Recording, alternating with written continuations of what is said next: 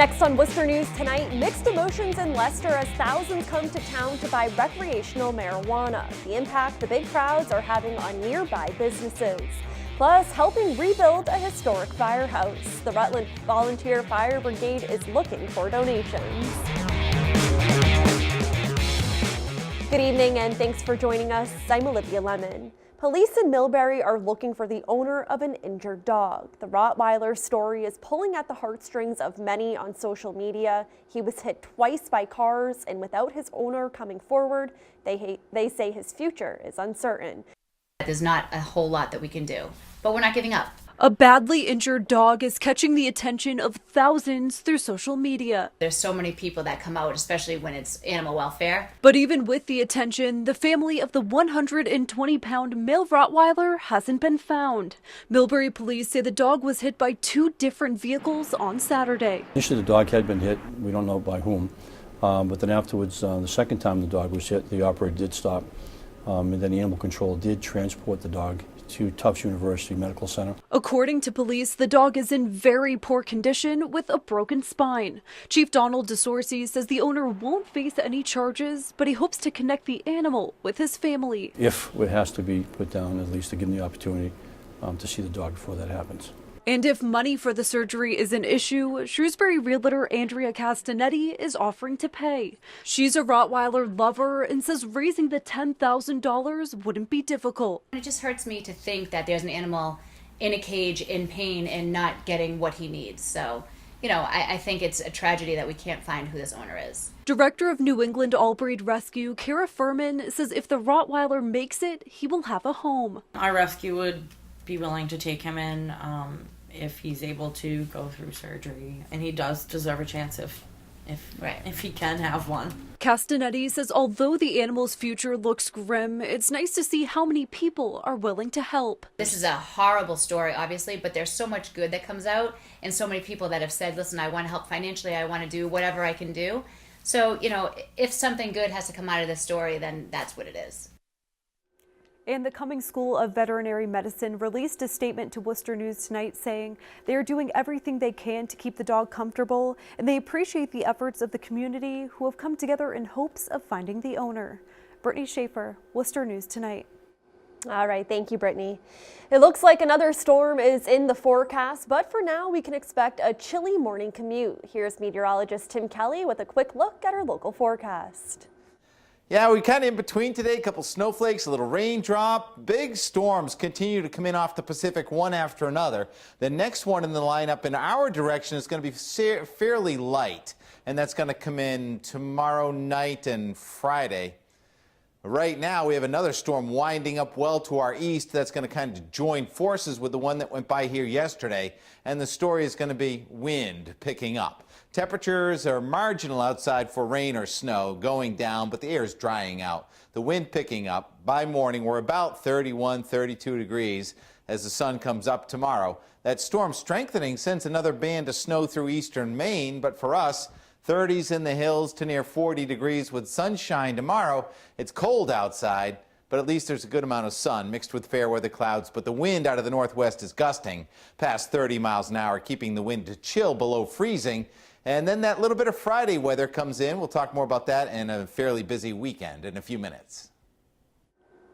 An Auburn man is facing charges for what police say is his 4th OUI offense. 53-year-old Kenneth Kudron was arrested Tuesday night after a 2-car crash on Route 20 in Auburn. Police say his work van rear-ended a sedan, causing heavy damage. Thankfully, no one was hurt in the crash.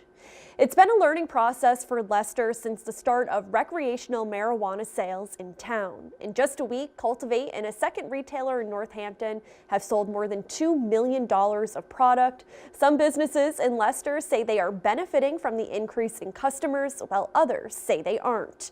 Our Chandler Walsh joins us now to explain. Chandler? Olivia, after listening to the concerns of residents and businesses, the town of Leicester says they've taken immediate action, improving traffic around Cultivate. Some businesses on Route 9 say they've noticed, and things have been much smoother.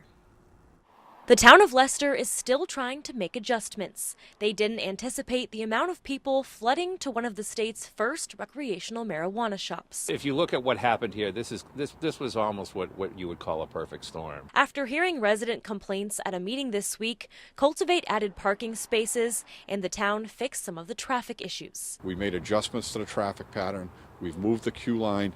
So currently there are no cars in front of all of the neighbors' houses that lead up to the parking lot. Breezy Gardens says things have been improving for their family farm as well.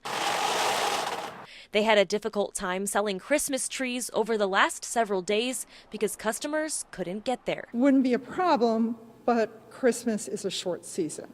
There's basically 3 weeks a year that you have. Breezy Gardens started selling Christmas trees the same day Cultivate opened. They say they typically sell 25 trees the first day, but this year didn't sell any. Cultivate and the Leicester Police have worked very, very, very hard trying to move things around and make things better. While the excitement around Cultivate made things difficult for the farm, nearby restaurants saw an increase in sales. Northeast Pizza is selling small pizzas for $4.20. They sold 70 small pizzas a day compared to their average 40 after Cultivate opened. They were waiting in lines, they were starving, so they were coming in and they just had the munchies, I guess. According to the Cannabis Control Commission, Leicester and Northampton brought in more than $2.2 million of recreational marijuana sales their first week. Town Administrator David Genero says Cultivate is a good partner and they'll continue to make improvements. We have many other businesses that we want to see do well in town, and we want to be able to serve our residents even better. Now, both Breezy Gardens and Leicester Police Chief Jim Hurley say the real test will be this weekend as more people are expected at Cultivate. The town expects things will slow down after the next month as more shops open across the state. Chandler Walsh, Worcester News Tonight. Yeah, and meanwhile, another recreational pot shop could be coming to Massachusetts in Salem, and there are some concerns about traffic in the area. Susan Tran has more. See where the blue signs are? When Kimberly Connolly looks out the window at Detailing Done Right, she gets a clear view of the medical marijuana dispensary across the street. It's going to be interesting. Alternative Therapies Group in Salem is likely just weeks from being one of 3 more opening for recreational sales. And after seeing traffic clogging streets when Cultivate opened in Leicester, she's hoping for a different scene. I think, oh my God, traffic. It's going to be crazy. If I'm going to have a hard time getting out, you know, it could cause a lot of trouble for a lot of folks trying to get to work or home, or just in general just getting anywhere. Back in 2015 when ATG opened, the line was out the door. It was the first and for several months the only medical dispensary in the Commonwealth. And now with recreational sales coming, the founders says they've been scaling up production, hiring more staff, and working closely with police in the city on a traffic plan.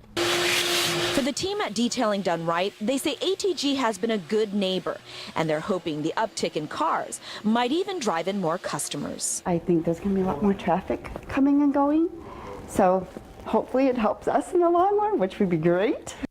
So the police, city leaders, and all of the stakeholders say they're going to continue to meet and make sure that the traffic plan is as smooth as possible so these neighbors aren't overly inconvenienced.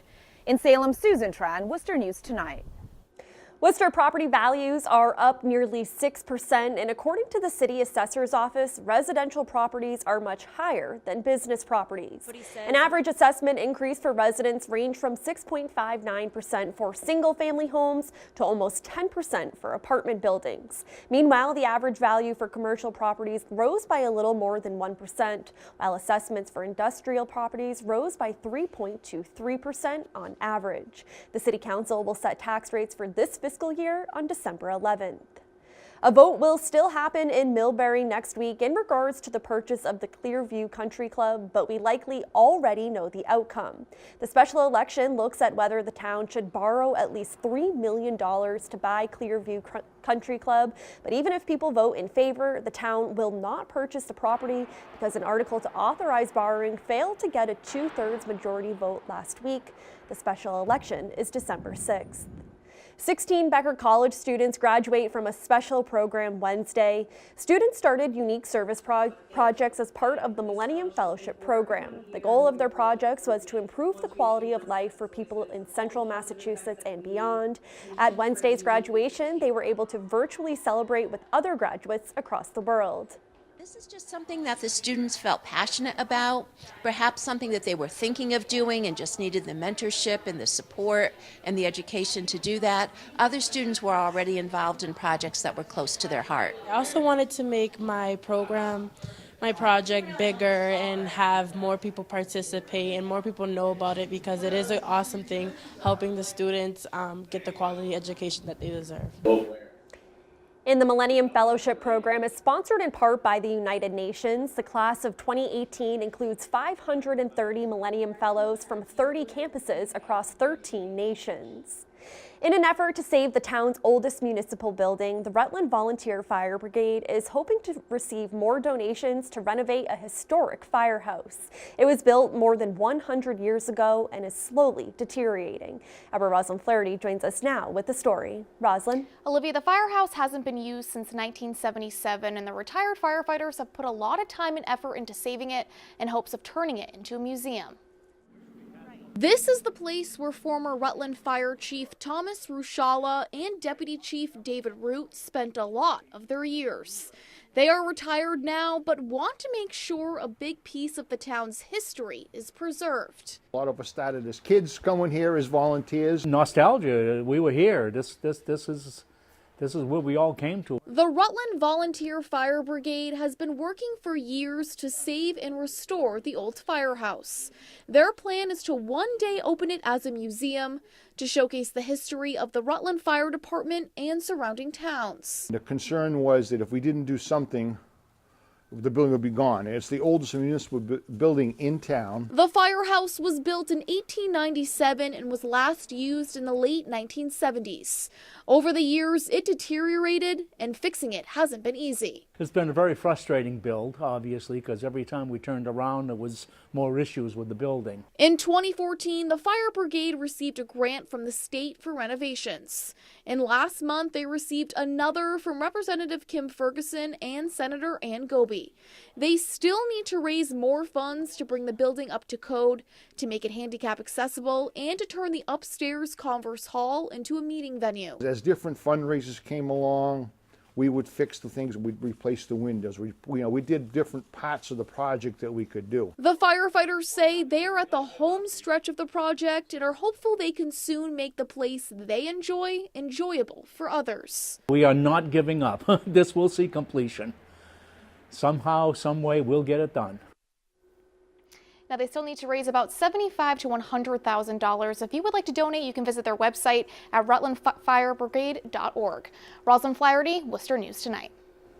A Charlton girl gets a special ride to school this week. The town's fire department says Ariel was out of school for more than a year battling cancer, and they wanted to bring her back in style. She was given a ride to the Heritage School in a fire truck. Her brother Josh even got to go along for the ride.